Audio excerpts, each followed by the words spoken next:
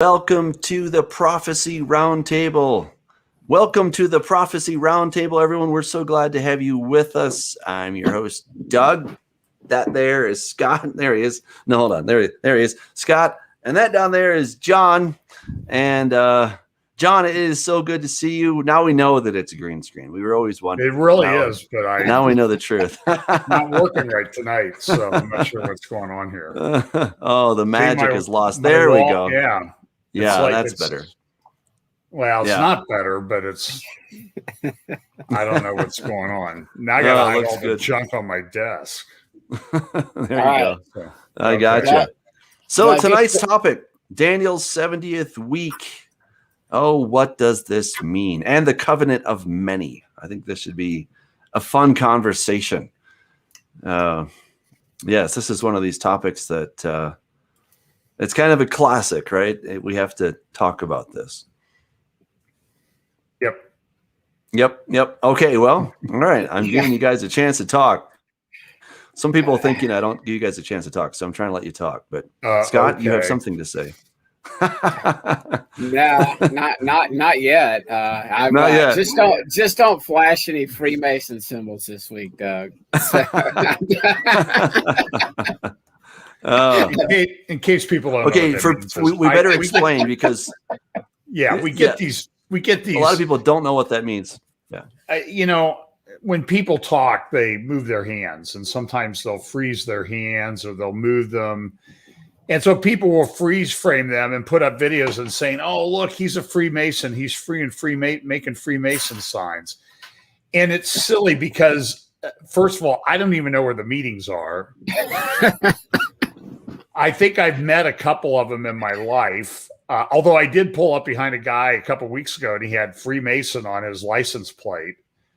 And but he wasn't flashing me any hand signs. So, but I think these videos, they're silly, they're ridiculous, they're slanderous, and the people who put them up or the people who link to them are shallow thinkers. They don't analyze things, and you should be ashamed of yourselves.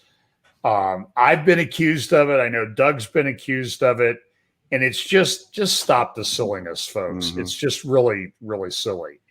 And I only brought it up because I saw it in comments, and I had jokingly teased in a text message John and Doug about it. But I'm a member of the Order of the Coif. If any of the conspiracy people want to look and see what that is, so it's really super secret. So. Well, I've been accused of being a NASA shill. All kinds of things. I wish I were getting paid for these jobs. I do not get any I know. I think I'm time. Entitled to some back pay.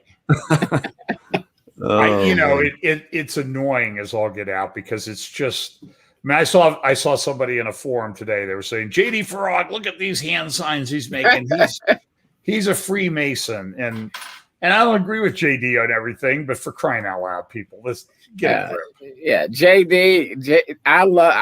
you can tell JD loves Jesus. I differ with him about his eschatology and a lot of his theology on that issue. But if that man's a Freemason, he's got me snowed. I'll put it that way. But anyway, back to Daniel's 70th week. Yes. Now that we have defended our non-Freemasonry status. There you go. Okay. All right. So this phrase comes to us from Daniel chapter 9. All right. So Daniel is given this prophecy, and the angel says, 70 weeks are determined for your people and for your holy city to finish the transgression, to make an end of sins, to make reconciliation for iniquity, to bring in everlasting righteousness, to seal up vision and prophecy, and to anoint the most holy.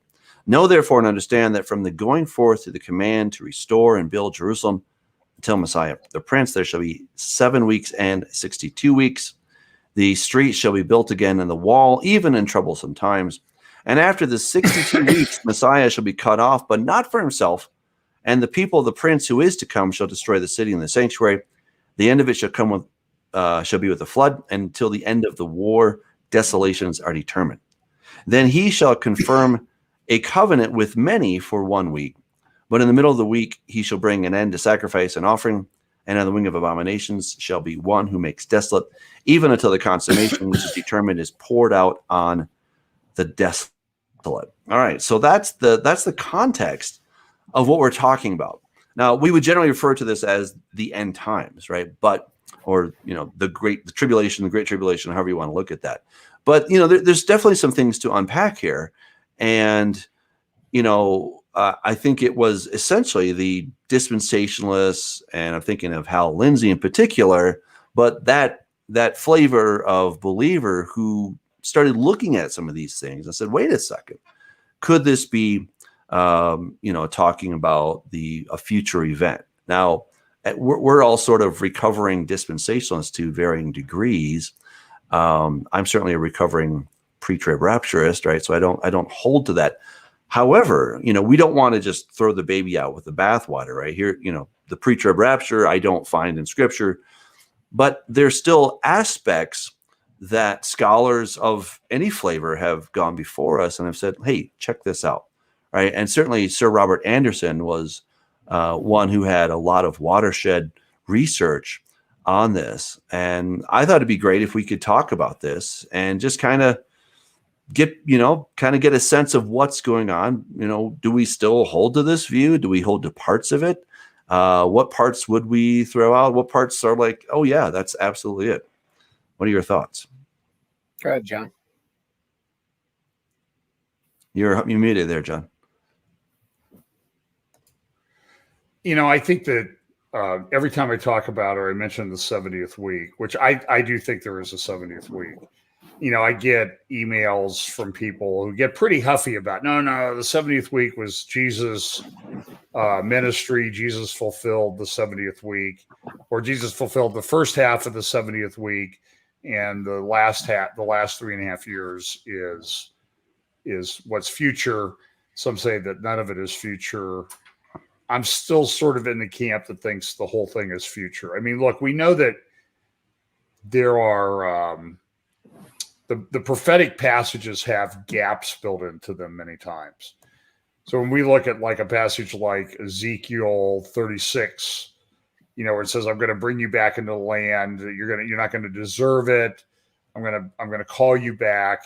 And then I will give you a new heart, a heart of flesh, and you'll know that I am God. And same way in Ezekiel 37, and I know you guys have some different views on this, but the basic, I think what most people would say is, look, the dry bones become flesh, the two sticks become one, and then they know that I am God. It's not that they know God, then they become, the dry bones get flesh. It's the things happen. There's a sequence to it. And you even see this in Ezekiel 38 and 39. All this stuff happens, and then they know that I am God. So, but that last phrase, then they know that I am God, seems to be present in all the different prophetic passages, but there's different things going on before that. So my view is, I think there's a gap built in to a lot of those passages. So I think it's future. Yeah, I'm with you, John. I'm still very much a futurist. I have not changed that on that. I have defined or kind of tweaked my positions a little bit, but I'm still very much a futurist. And I'm still the persuasion that the 70th week is a future, something that we're looking forward to in the future. Scott, what are your thoughts?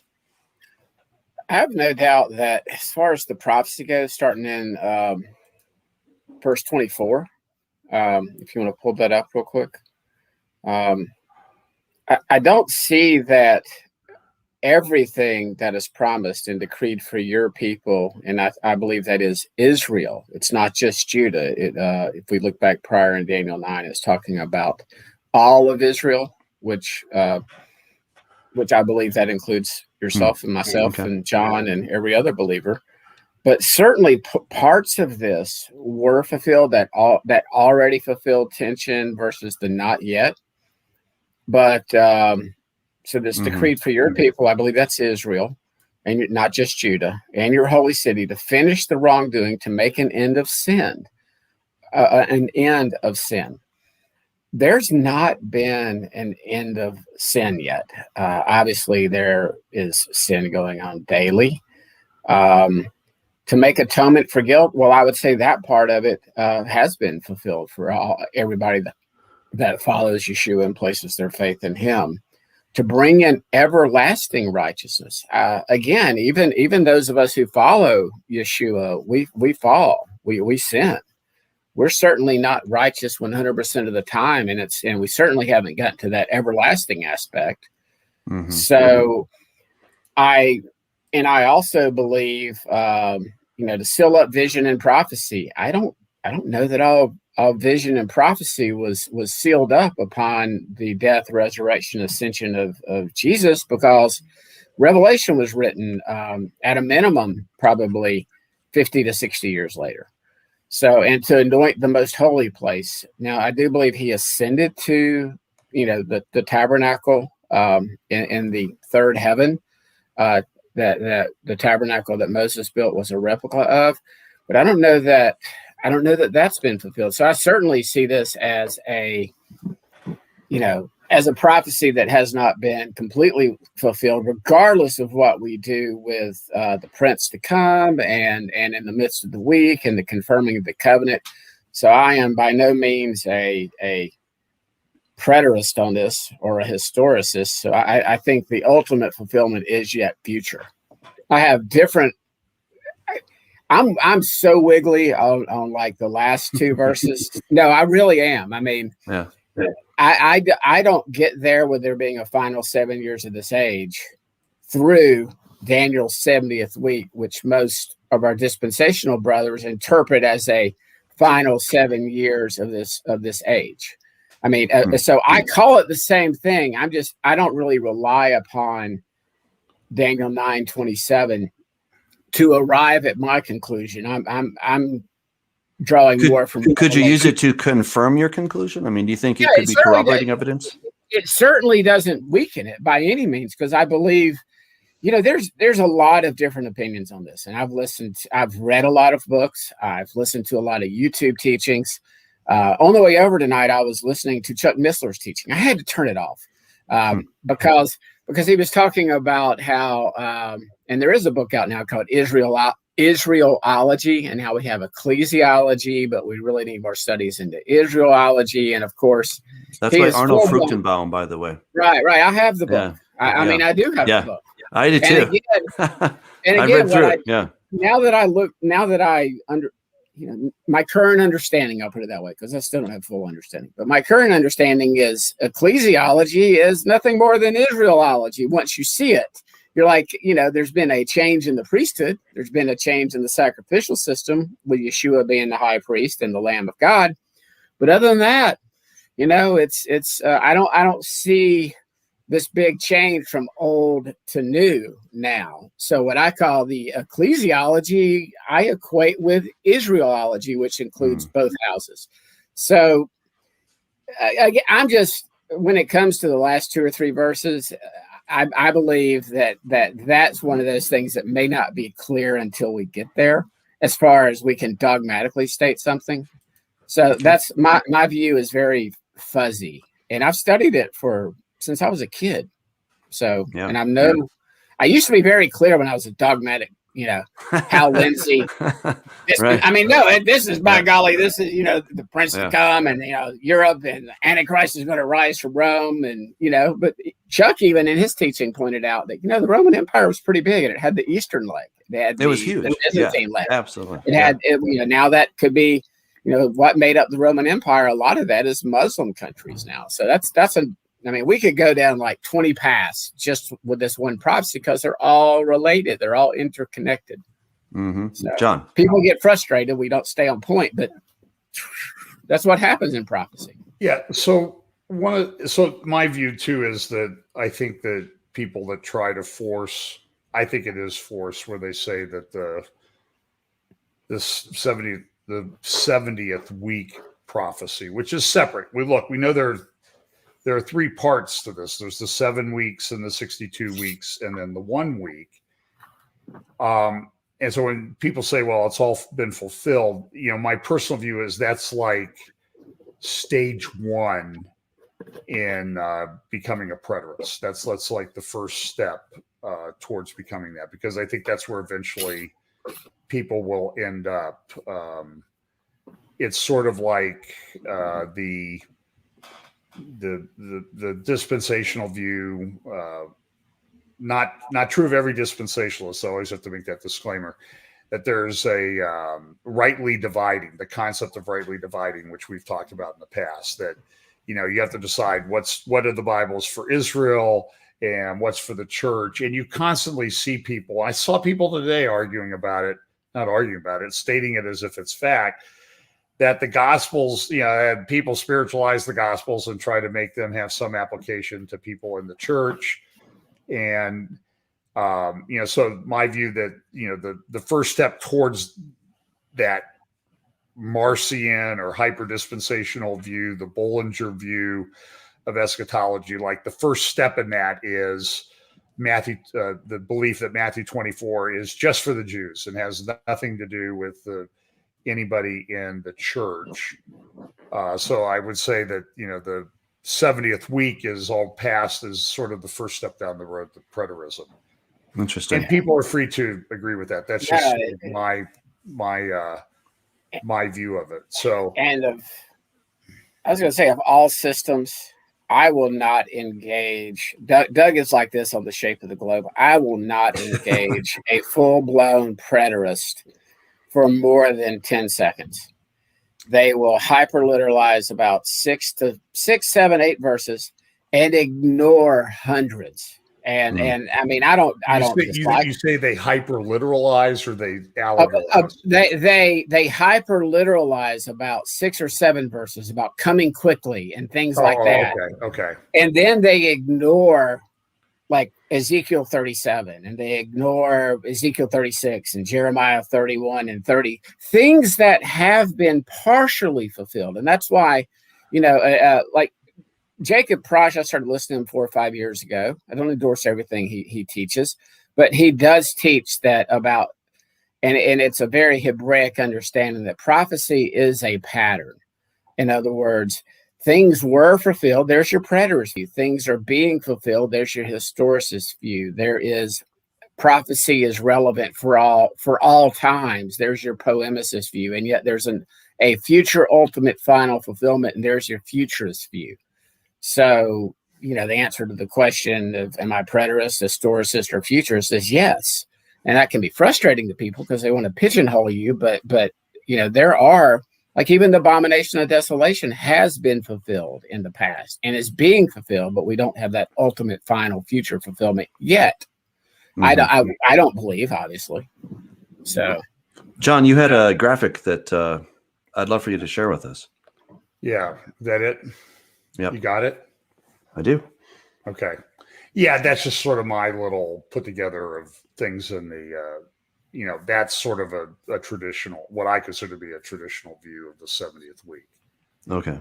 I mean, that's modified over time. You know, like I've said that my view is that the seals are spread out more. You know, I know on a lot of people in the pre-trib camp, not everybody in the pre-trib camp, will put the seals and trumpet judgments in the first half of the week. And then they will say, well, you know, my argument, by the way, my response to that is that Jesus says that after the abomination of desolation will be a time such as never was, you know.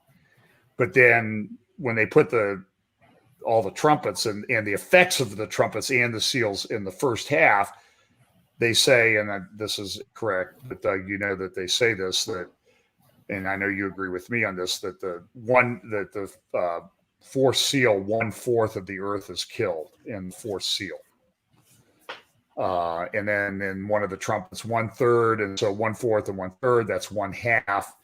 And I'm like, well, how can it be worse in the second half if half the world's already been killed? It's just not. I know. And they say, well, you know, but they die in a really bad way in the second half. But we know that half the world doesn't die in the second half anyway, because there's the sheep and goat judgments, and there's still people alive at the end, and people are going to the millennial kingdom. So I just think that anyway, so that's just sort of my little graphical thumbnail that I've come up with on the 70th week. Well, let's take a look at the text again, because I think this is where the answers are. So you know, Daniel, of course, was praying, he was fasting, and then this angel brings this amazing message. And, so this is it, 70 weeks, which of course the word week there is the Hebrew shavuim, which is interesting. Shavuot is for weeks. Shavuim is like a unit of 7. Okay. So it's 70 sevens. It's not so much a week, but a 7. There are 70 periods of 7, which are probably 7 years. Well, almost certainly 7 years, that are determined for you and your people, right? For your people, for your holy city, right? So at the end of this 77 period, all of these things will be completed, right? I think that's like a really huge thing to understand. When these 77s are finished, then what has been prophesied for Daniel's people, which is the people of Judah and the house of Israel, for your holy city, Jerusalem, to finish transgression, to make an end of sins. We look, we got the man of sin coming, right? So we know we haven't gotten there yet. To make reconciliation for iniquity, to bring in everlasting righteousness, to seal up vision and prophecy, and to anoint the most holy. All right, so this is a very much bird's eye view of when all these things happen, then everything's great, right? And so then we have the first subsection within the 70 weeks, that there's going to be 7 weeks and 62 weeks.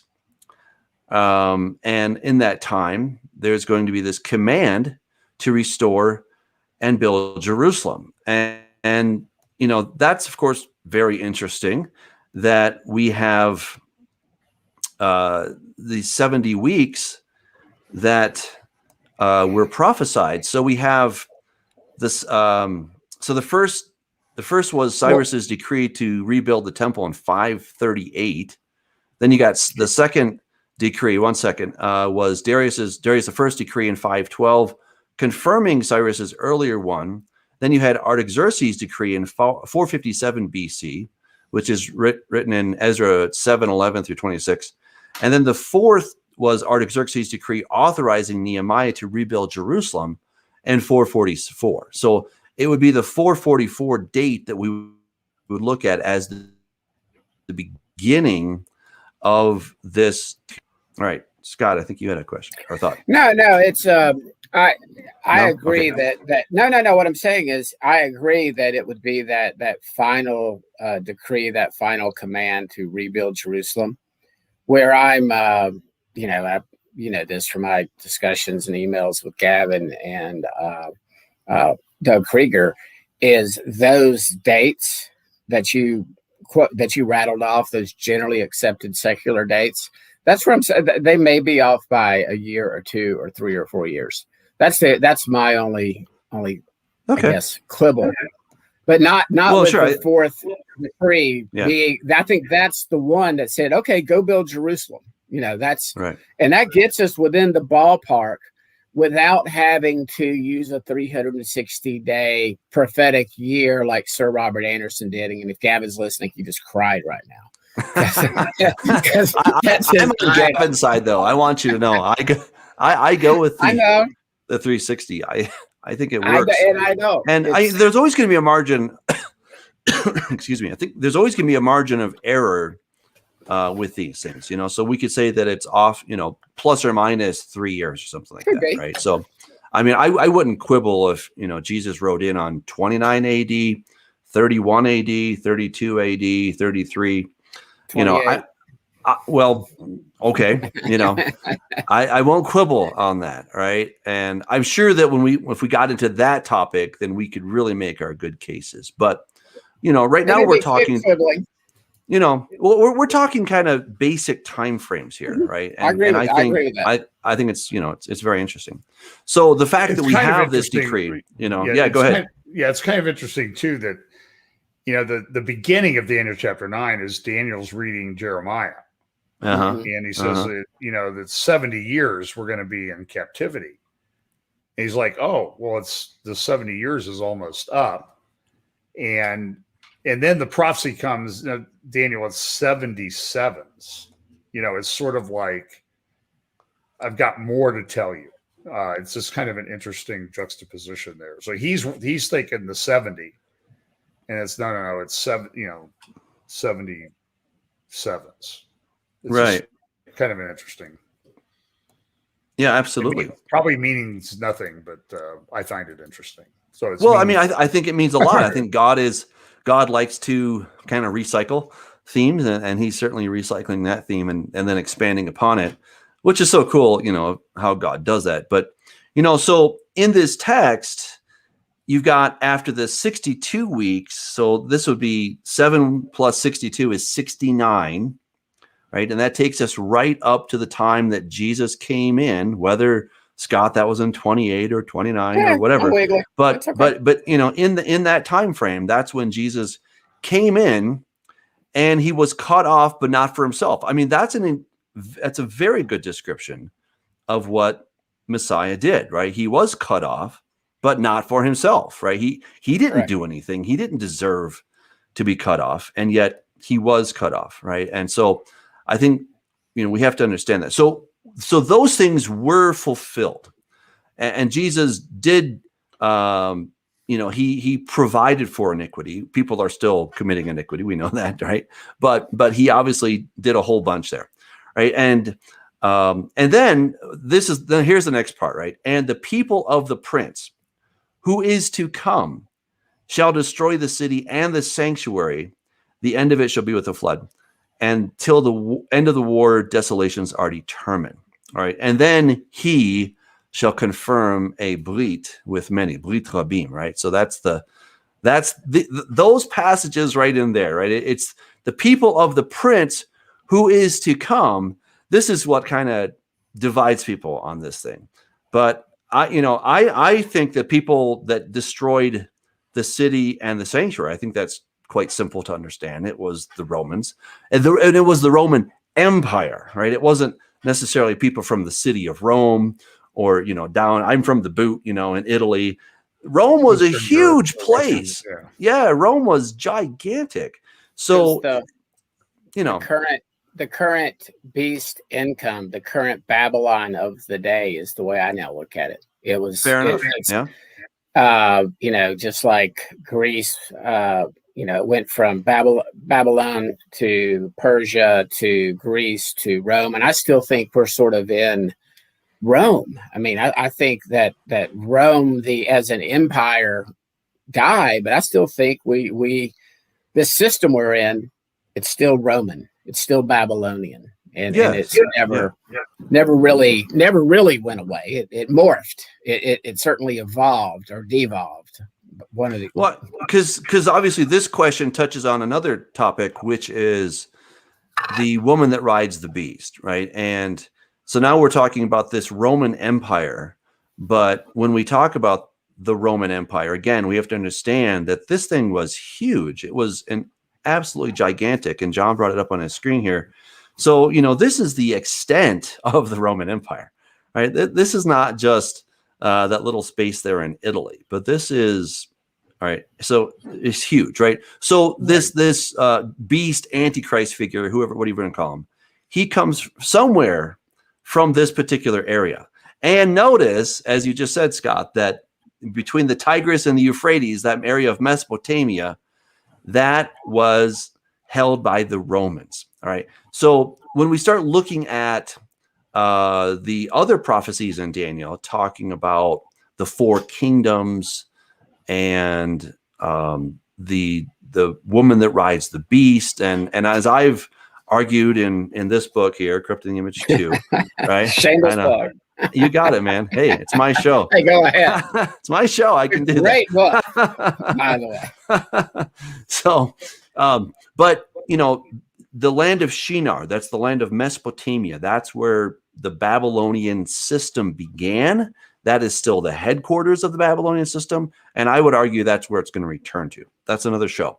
All right. But insofar as this person that we're talking about, that the prince who is to come, right? So the prince who is to come, when we look at this from a grammatical point of view, that's what we call a predicate, right? It's the prince who is to come, right? It's kind of like if you're out and about and you say, hey, I saw the man who walked on the moon. You're like, well, doesn't mean that he was walking on it when you saw him, but you're using that as a description to describe somebody that you saw, right? The guy who walked on the moon, or the man who jogged across America, or anything like that. That something that this person did. So this is also a predicate description of what this person is going to be. He's going to be the people of the prince who is to come. So it's the prince who is to come that's in view,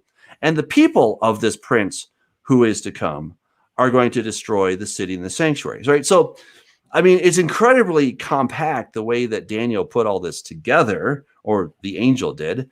We could wish that he had just said it in little simpler terms, but he said it, and our job, of course, is to parse it, and that's where we have these different discussions. But I'm quite convinced that this person that is coming is going to be of that former Roman Empire, that huge empire, not just the city of Rome.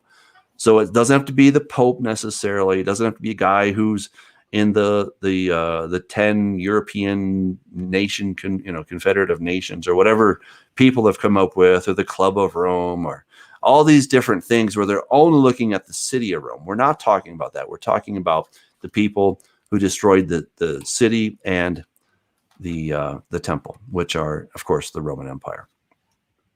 So people within the Roman Empire, exactly, right? Roman, right? Yes, right.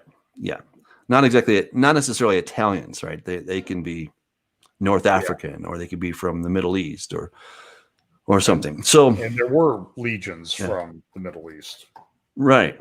And I've heard that argument made by a few that the people, not saying I hold to this, but I've heard them make the view that it was the Arabs that were the legion that disregarded orders, and they're the ones that came in and really just destroyed the city and the temple. That's an argument that's been made by some. So, like Joel Richardson. Exactly. By some, you mean by Joel Richardson? Well, I didn't say his name. Okay. I would love to see the documentation on that. I would just love to see it. So that's all I can say. I'll say no more.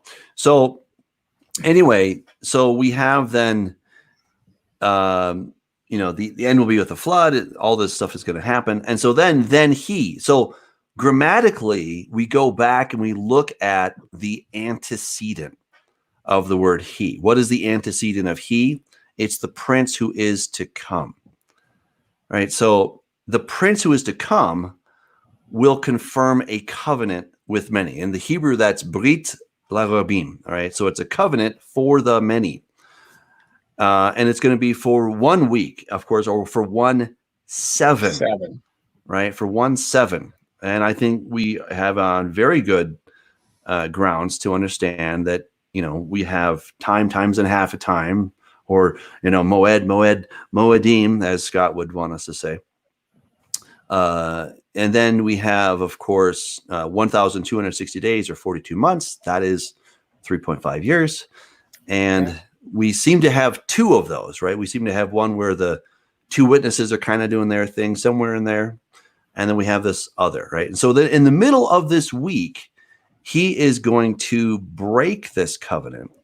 And interesting, it says he's going to bring an end to sacrifice and offering.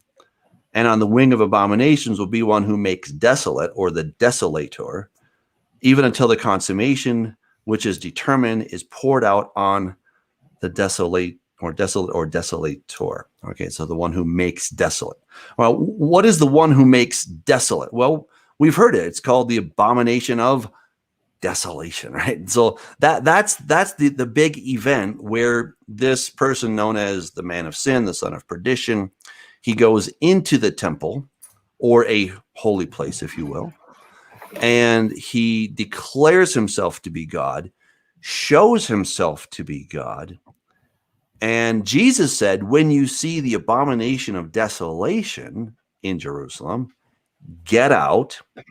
Right. So I'm very convinced that there has to be either a temple, a tabernacle, or some designated holy place. It doesn't have to be a really fancy temple, but it has to be some holy space that is truly dedicated to sacrifices and whatnot.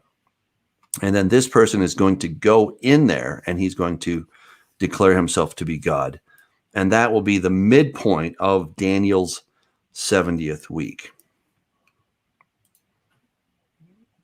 Thoughts? Well, yeah. Can we back up? Well, yeah, I agree with your assessment. One thing we never talked about, I don't think, is the confirmation of the peace treaty. Okay. With the Palestinians. And I'm being a little bit facetious when I say that, because that's what's sort of, it's interesting how these things sort of enter the eschatological lexicon, and somebody says it and then everybody repeats it like it's actually scripture. But it says he confirms the covenant with the many. And the question is, what covenant? What is it?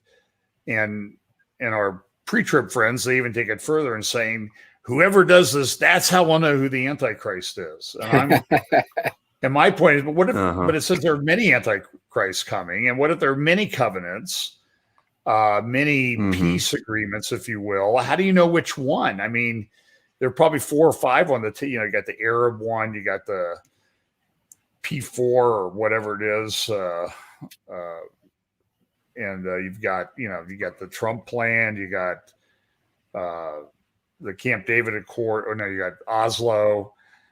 So which one of these is it that's, because if you're going to identify the Antichrist as the one who confirms that, then you ought to know that you have to be able to say, okay, prove to me which one of these is that, which is talked about in the scripture. And I'm not so sure that we shouldn't go back and look at the early part of Daniel chapter 9, where he talks, you're the God of covenant. And is there a relationship between that covenant and early Daniel Daniel 9 that he's talking about, and the covenant in later in Daniel chapter 9? And I believe what verse are you thinking about, John? Well, I think it's like in verse 3-4. Oh, great Lord, great and awesome God, who keeps his covenant and mercy with those who love him and with those who keep his commandments. And so, I mean, is there a connection? Well, and then go down to verse 6. Just scroll down a little bit to verse 6. We have heeded your covenant. Oh no, your servants. Neither have we heeded your servants, the prophets who spoke in your name to our connection. If you do the interpret scripture thing, is there a connection between the covenant that he mentions in 9:4 and the one that he mentions later down in the 9:26, 27, whatever it was, 24? I mean, is there a connection between?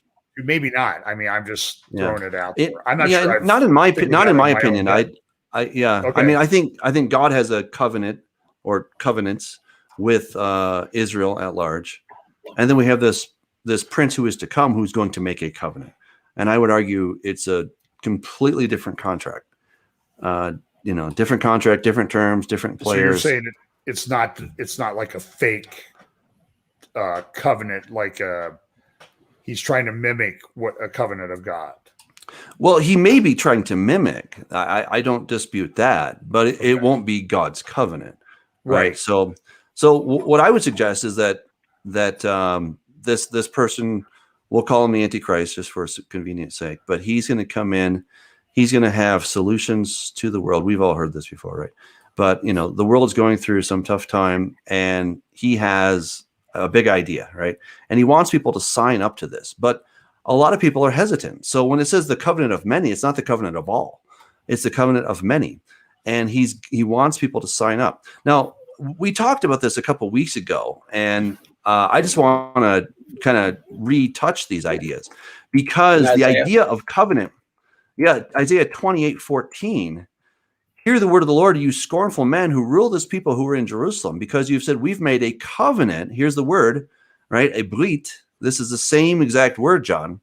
It's a brit, a covenant with death, and with Sheol, we are in agreement. I would argue that the covenant that this man is going to bring to the world is the covenant with death. And then we see in Revelation chapter 6 in the fourth seal, where it says that death and Sheol are given authority or power. It's exousia. They're given this authority over 1/4 part of the surface area of the earth, right? So, and again, what's so astounding about that is that when you look at the earth, that the habitable regions of the planet, only 25.4% are where people can actually live. So he's talking about that exactly. He's saying that, anywhere people live, death and Sheol have authority over that part. So if you live on habitable land, guess what? You're part of it, okay? And that's the covenant that he's going to make. It's going to be with many, but it will eventually also include Israel. It's hard to say exactly when they're going to sign on the dotted line. I suspect that they're going to be like, we're not signing that thing, but eventually they're going to sign it. Eventually they'll do it. I'd say it includes Judah, which most people now refer to as the modern nation state of Israel, as well as apostate Babylonian Christianity. That's going to sign on with this. So you've got both houses, in a sense, being deceived. Mm-hmm. I mean, you I don't want to say chastise me, but yeah, Rome, you just look at all their symbolism and everything. It's all about sun god worship. I mean, if you look at that monstrosity, abomination that they now, it looks like a snake's head with serpent eyes in it where the Pope meets. And then you've got this demonic looking thing in front of his. I mean, it's hiding in plain sight, Doug. That's part of this covenant is, I think it includes Judah, and it includes what evolved into Christianity. And I'm certainly not saying all Catholics or all Protestants or all Baptists, et cetera, but some of the things that Christianity has inherited from Rome that we still practice to this day. A lot of people do. So I believe that's part of the deception. It's not just Judah that gets deceived. It's the world. Oh, absolutely. No, I totally agree.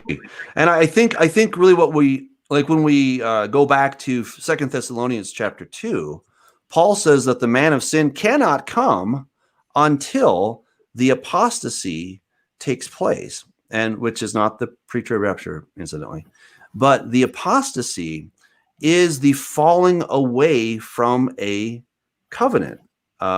In the ancient literature, the apostasion was a document, and it recorded the divorce between a man and a woman, right? So that was the document that held on to that. And so, so the thing that happened is the apostasia, and that thing is this disillusion of the relationship, should we say, between God and Israel at large. Okay. And then I would suggest that in Daniel chapter 12, where he talks about Michael, who stands watch over your people, at that time will stand up, and there will be a time, like never before on planet Earth. And what I would argue there is that this contract with death and Sheol basically gives Michael the boot, right? He just got fired from his job. His job was to stand watch over Daniel's people. And they're like, no, thanks. We don't need you. We're going to sign up with this covenant with death and Sheol. And that is the covenant of many. And we know that some people are not going to join it. Apparently Egypt, Libya, according to Daniel chapter 11, they're not going to join it. Jordan, or the area of Moab, that's kind of up in the air.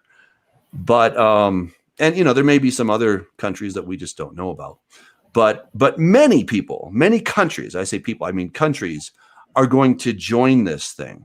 They're going to sign on. They'll be like, yes, this is what we want to do, and that is going to give the Antichrist the authority that he needs. I mean, look at Revelation chapter 13, where it talks about this. This word authority is huge. right? So, and he was given a mouth speaking great things and blasphemies, and he was given authority to continue for 42 months, right? It's the authority. It was granted to him to make war with the saints and to overcome them, and authority was given him over every tribe, tongue, and nation. This right here is the same as 1/4 of the earth in Revelation chapter 6. It's the same area, right? Which is everything, which is where people live. That is the authority that he's given. And, you know, again, when we go there and we take a look at this, so I looked, there's a pale horse, and on it sat Death and Hades. Hades is the same as Sheol. It's the same exact thing. And power, exousia, was given to them over 1/4 of the earth to kill with sword, with hunger, with death, and by beasts of the earth. I mean, wow. Well, those are the four those are the 4 altar judgments of God. Again, he's using these 4 horsemen as his agents to punish, not us, by the way. Everybody is, I believe. Are you being facetious, or you are being? No, serious? I am not at all being facetious. Okay, look at the 4 altar judgments. You've got famine, you've got plague, you've got war, and you've got the wild beasts of the earth. Okay. And then you look in Zechariah, and we did this a couple of weeks ago, where we talked about the 4 horsemen. And that was my position then, that probably 90% look at these things. Obviously, it's Jesus opening up the seals. We know, we can all agree on that. And Jesus is the one releasing, and there's evidence that God can use an evil spirit to effectuate his purposes. We see that in the 5th trumpet. Those, whatever those things are that come up out of the abyss, that 5th trumpet, they're not harming any of those that are sealed or any of the elect. They are only harming those that have taken the mark of the beast. And so I'm looking at these seals again as these are judgments from God against the world to get them to repent, as opposed to, now he may use agents, he may use again the Antichrist or the beast to effectuate his judgments on the world.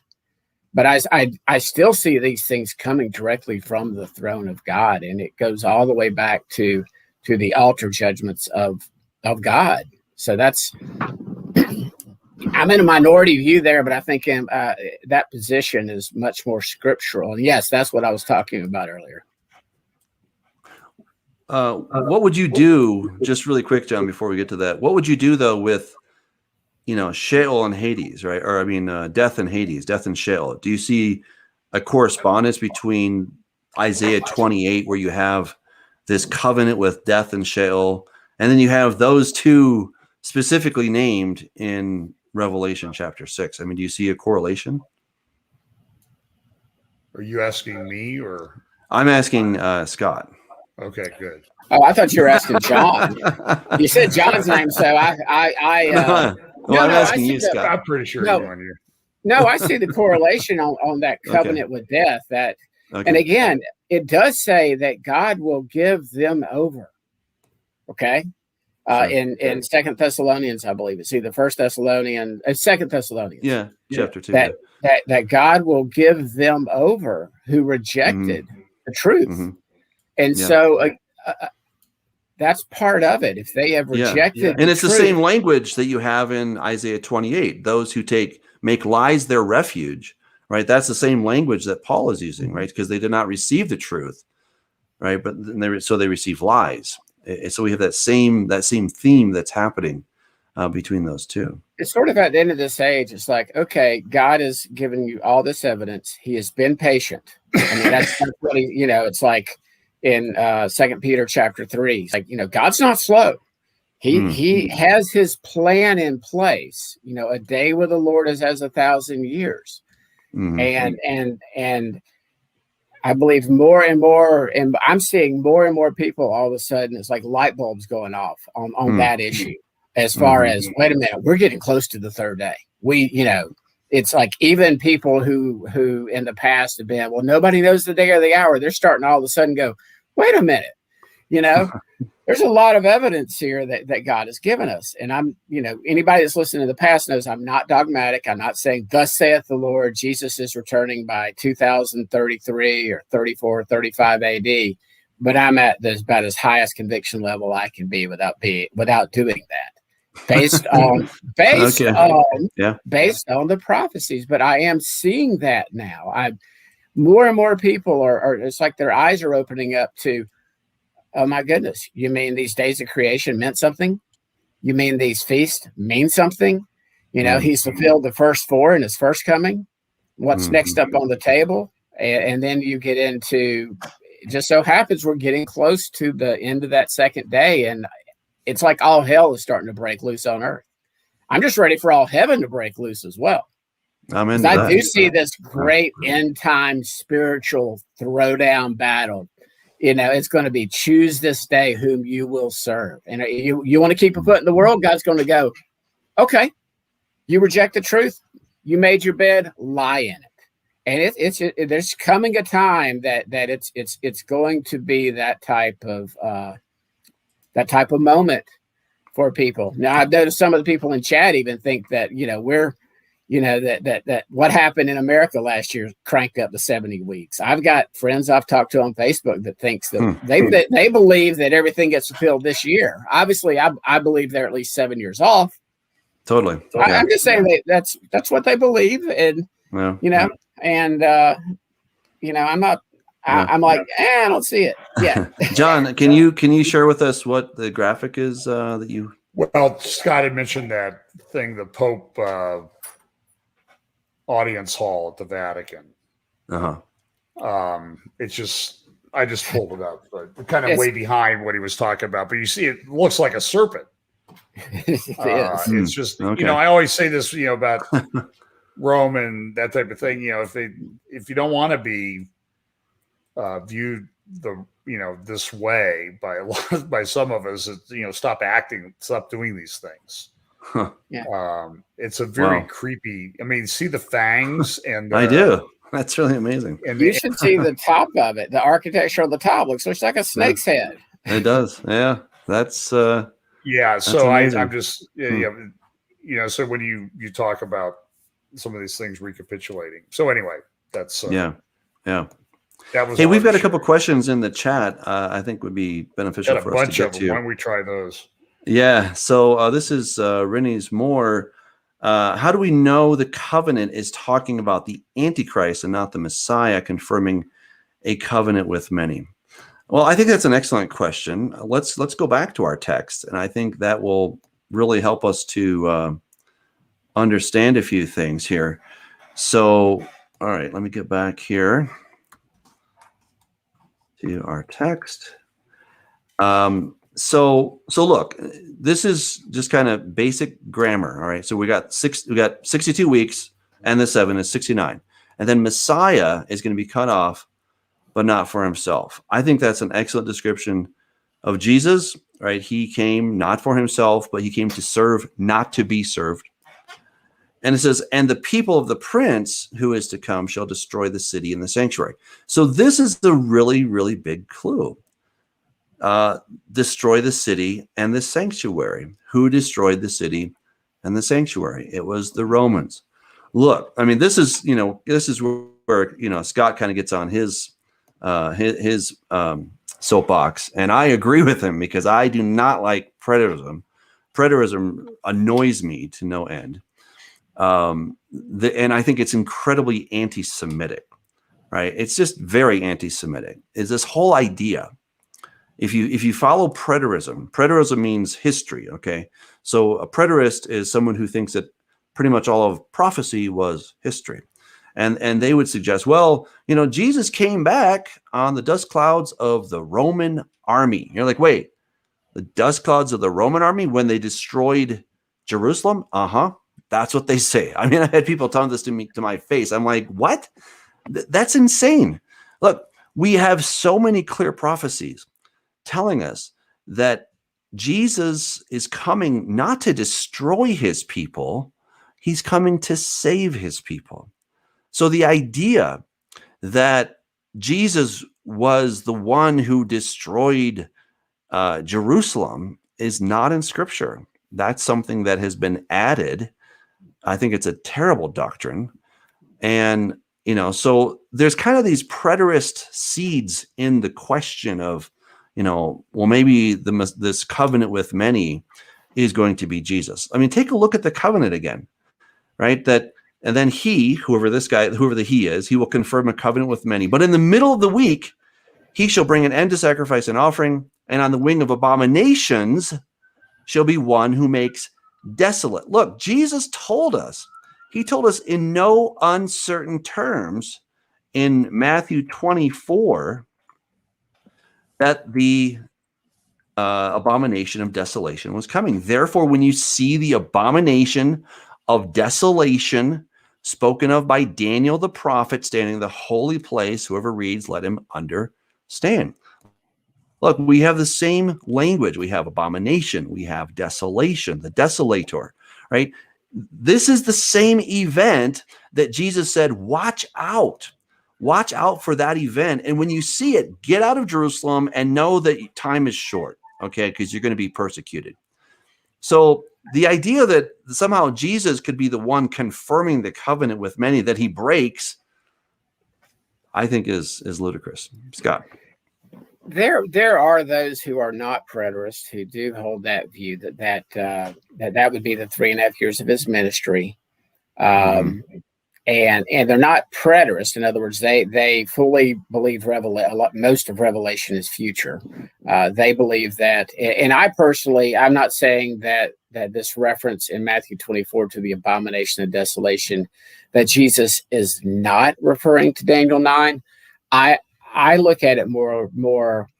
I think it's definitely referring to Daniel 12 and the abomination of desolation. Daniel 9:27 again. That might be the most difficult verse for even Hebrew scholars like yourself. You probably throw 50 y'all in a room and y'all might come up with 75 different interpretations. Doug, I just know from my studies, not Hebrew, but just reading various experts, that's a very difficult passage, and there are committed believers who are not preterists who actually do believe that Jesus fulfilled that. That him.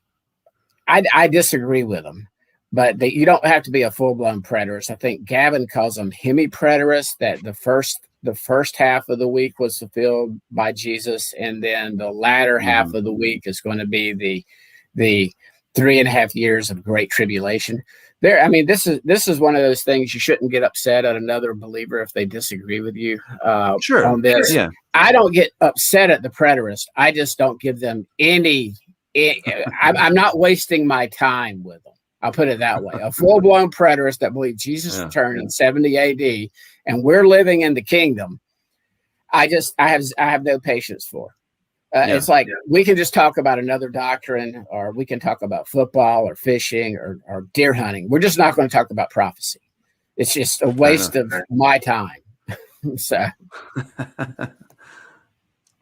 John, I'll talk with the historicists, but yeah. It's.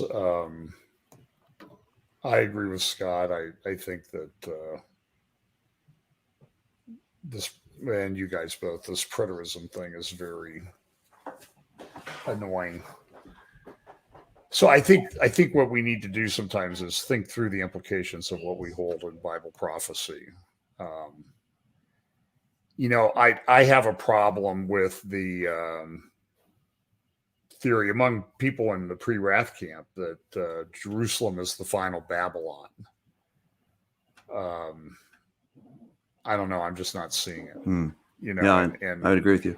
And I personally think, Doug, I think we talked about this before, that sort of, I think, leads to, you want to bring on the next Holocaust, foment these things that sort of push really just a different version of the elders of the protocols of the elders of Zion theory, about the Jews want to take over the world and control everything. And I see people doing this all the time with the Noahide law. Yeah. Yeah. This is just, and nobody thinks about this, that this is right. That these no-hide laws. So let me just, I'm sure I get a lot of love for this. This theory is ridiculous. This theory, in my opinion, is ridiculous.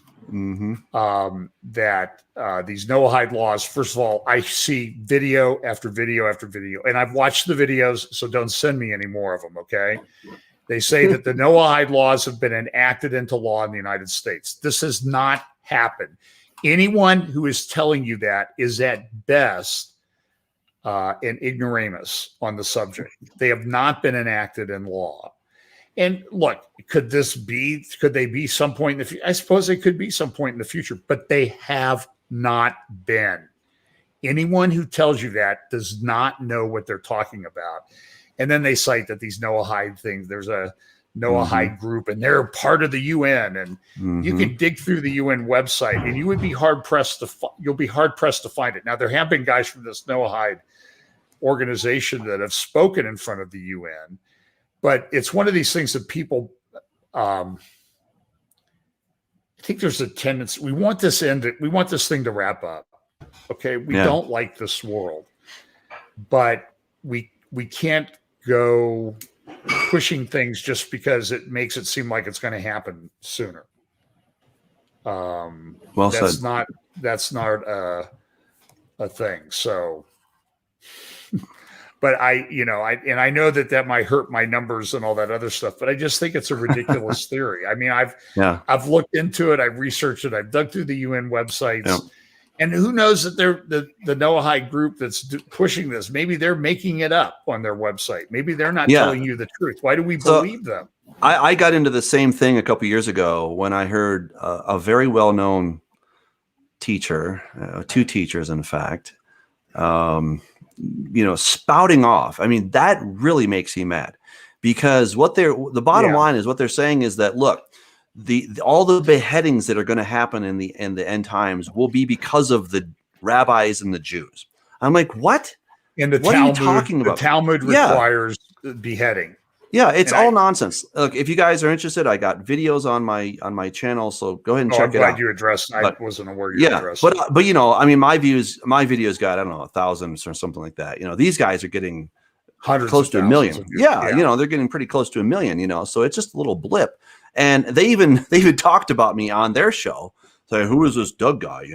And they're like, "Oh, whatever, it doesn't matter, right?" But I'm like, look, I did the research. I totally disagree with them, and they were taking things out of context. So first of all, you had, I think it was Maimonides back in the Middle Ages, and he was just sort of blue skying. He's like, "I wonder what's going to happen in the Messianic age," And he's like, when everyone's living by Torah and God is giving out his Torah, what's going to happen to Gentiles who aren't keeping it? What if they blaspheme or something, right? And so then they're like, well, if a Jew did that, then he would be stoned. Well, the more merciful thing to do would be to behead the Gentile, right? So this is all speculation. This is all hypothetical. This is what's going to happen in the age to come, and this is what we think Messiah might do, right? So then these researchers take this information, they extrapolate that, and because a couple people may have shared some perspectives with people on the House floor of the House of Representatives, it doesn't make it a law. It just means that we're going to give you a little history lesson. Here's what happened. And the House Representative says, "Oh, that's interesting. Thank you. Thank you for coming and sharing today. We're going to make a note that you came and shared today." It doesn't make it a law, right? That's and the difference. President may have enacted a presidential it's like the presidential physical fitness, right? He wants us all to get presidential proclamation. Yeah, it's like he wants us to all run 2 miles a day or something. Yeah, like but it's not like it's a law somewhere that the police will pull you over. You don't run your 2 miles or something. Well, I mean, this is the kind of nonsense. Yeah, I challenged one of them. I said, "Okay, I'll tell you what. We'll go down to the local. Take me down to the local police office, okay, and say this guy violated Noahide Law 3." Right. And who's going to get institutionalized that day? It's not going to be me. Right. Because they're going to say, "What are you talking about? You're crazy." And if you take a look at the Noahide laws, it's like, look, don't eat an animal when it's still alive, right? Make sure to kill it first, right? Yeah. Don't eat blood. Don't commit fornication. Don't murder, right? These are the basics of the Noahide laws. And the whole idea is that, look, so the Jews are sitting around, they're like, look, we like the Torah and God gave this to us. We want to keep the Torah. But what about a son of Noah, right? Everybody else. What are the basic things that they need to do? And they kind of based this stuff on Genesis chapter 9, and they've come up with these 7 Noahide laws. They're innocuous, as Joel said in the comments. They're not dangerous. But again, what's blowing my mind is that people within my circle of the Messianic Hebrew roots, Torah, whatever we call ourselves, are like, the Jews are going to destroy the world. And I'm like, that's nonsense. Maybe there's a bad apple here. Maybe there's a bad apple there. I don't know. But to start saying it's the Jews, I'm like, haven't we gone down this road before? The Holocaust already happened, and it was incredibly anti-Semitic. We should not go down that. And as Christians, as believers, as Torah, Hebrew roots people, we need to stand against that nonsense because it has real world implications. And I'll tell you, I'm mad because it really ticks me off. It really does. Sort of hit the tripwire there. No, but I mean, look, we can all be upset with the Orthodox Jews and what they do to, I mean, you lived in Jerusalem. They can be quite difficult, arrogant. Yeah. Oh, absolutely. And I'm just not so, and it's the Orthodox Jews that they're saying are going to come out and behead us, but they don't even serve in the armed forces. Right. So, I mean, there's a lot of leaps of logic that are there. So look, I put it back in the corner that, okay, this is one of these possibilities that people talk about, but I don't give it a very high percentage that it's going to ever come about that way. I just don't see it. I think sometimes these theories become very confusing and they play on people's prejudices and fears. And I try to avoid that. I really do. We have enough of that going on in our culture today.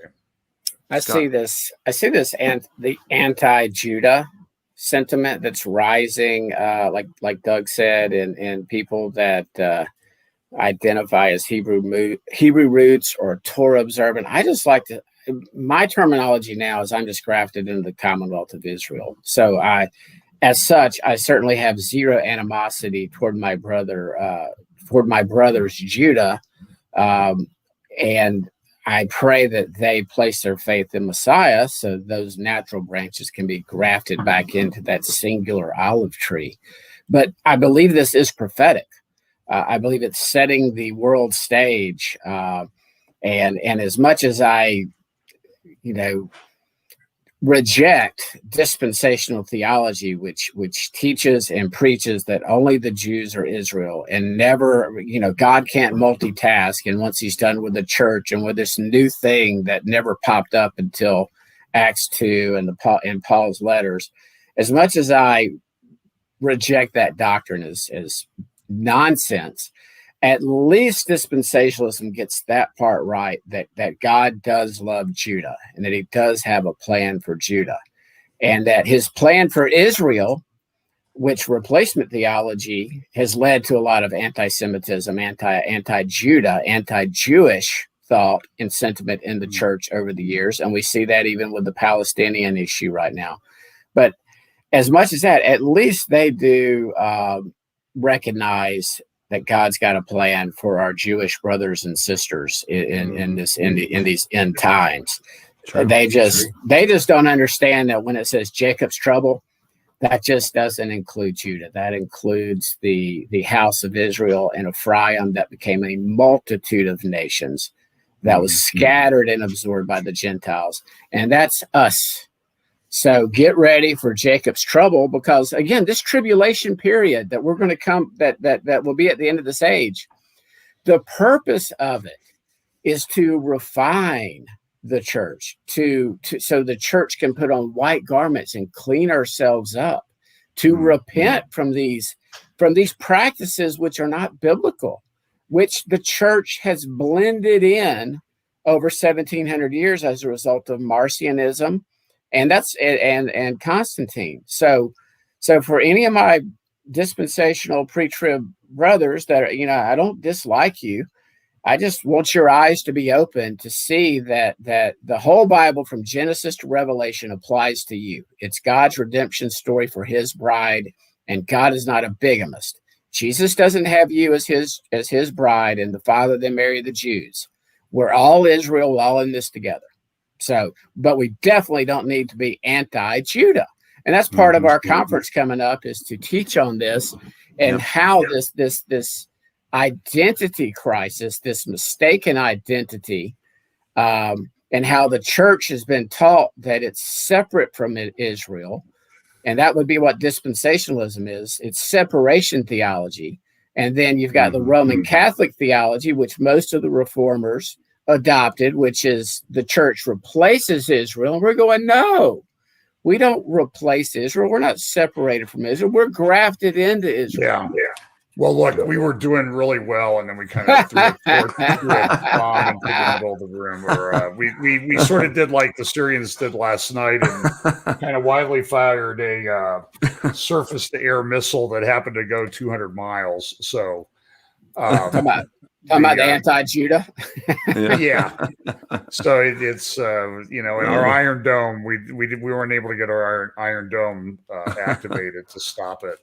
So here's a good question. Like, here's another question. In the story of Hanukkah, did Antiochus make a covenant? Because a lot of people say, well, this Daniel 11 was fulfilled by Antiochus. Well, depending on how if you want to say educated, you might say Antiochus Epiphanes or Antiochus Epiphanes. I don't really care how you say it. Sure. But, I don't think he made a covenant. No, I'm not aware of any covenant that he made. He came in by intrigue, right? I suppose, you might say he made some promises, but it wasn't a formal covenant that I have read in the book of Maccabees. Yeah, I think it's a great question. I think it's insightful. Yeah. I mean, he's very much a type of this person who's coming, but I don't think he's the person that's coming, right?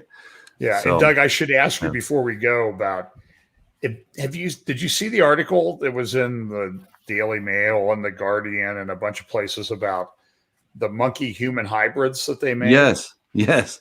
It's in volume 3. Okay. Just let you know. Okay. I'm telling you, it's like, you can't even write a book fast enough about this. I cannot. No, because it's happening. I'm also doing a fictional series called the Regenesis series about the tribulation. And we have these scenarios in our book about Israel and Syria doing this thing, right? And I'm like, wait, this is happening. Let me write the book first. I'm really trying. We're writing as fast as we can. But yeah. So there's a from the current event standpoint, it's things are really happening quickly. I mean, I don't know that any of us called this. Not all of us, that study Bible prophecy. I don't think we called 2020. And I don't think we're doing too well with 2021, to be honest with you. Right. I hear you. So, it was in my wiggle room, but I was still shocked. I mean, again, I didn't predict what would happen in 2020, but it definitely is like, oh my goodness, the things that I believed since I was a kid. By putting people off, going like in the 90s, early 2000s. Oh, we're not close to 2030 yet. And then 2020 hit, and I'm like, oh my goodness, we're close. I was like, I'll be honest. I look forward to the return of Jesus. I really do. And I do believe we're going to be protected through this time, but I also believe many will be martyred. And you just see all these changes that are going to happen in the world in Bible prophecy. And I'm like, oh, I may be right. Like, and it was freaky. It's still freaky a little bit. Yeah. It still is. I mean, it still is a little bit, even for us that studies this and have strong faith. I think, it's still, you got to stay in the Word, and that'll give you comfort because we win. So amen. Speaking of staying in the Word, we have a conference coming up. So this is going to be June 6th. June 6th, it's going to be a half day. So we're starting at 10 a.m. Pacific and 1 Eastern. Okay, so figure out your time in there. It's called Proclaim the Way, Discover Your True Identity in the Commonwealth of Israel. A couple of questions we're looking at. Is the new covenant for Jews, Gentiles, or both? Why does Paul say we are part of the Commonwealth of Israel? Does the church replace, stand separate from, or join Israel? Excuse me, I'll be speaking, as will Scott and Doug Krieger, Ed Doss, Chris Steinley, and Gavin Finley. So that will be all of us there. So you can go to commonwealthofisrael.com to get more information about that. If you forget all that, it'll be here on my channel, June 6th, starting at 10 Pacific, 11 Mountain, 12 Central, and 1 Eastern. We hope you guys can join us. And attendees will get free ebooks from the speakers. So we hope you can join us for that. I think it's going to be a great time. And we're going to keep it at the 101 level. All right. We're going to keep it simple so that you can understand what is my true identity in the Commonwealth of Israel, right? That's a burning question. Well, I hope it's a burning question, but it should be, right? It really should be. And when you kind of find your place and understand who we are, that we're not replacing Israel, we're not the church and Israel, but we have been grafted in to Israel. Well, that changes your eschatology for sure, because that means Jacob's trouble, you're going to be in it. Okay, we don't get whisked out of here so that Jacob can get beat up. We're part of Jacob. That's really the bottom line. So we hope you can join us for that. Again, here are the details, but you can go to commonwealthofisrael.com to join us on June 6th. We hope you will. Please come. You're going to get a free ebook or a couple ebooks as we're putting that together. So we hope to see you then. Well, this has been wonderful, gentlemen. Thank you, everybody. Thank you for all the questions and comments. It's fun as always, and we will see you next week. So God bless.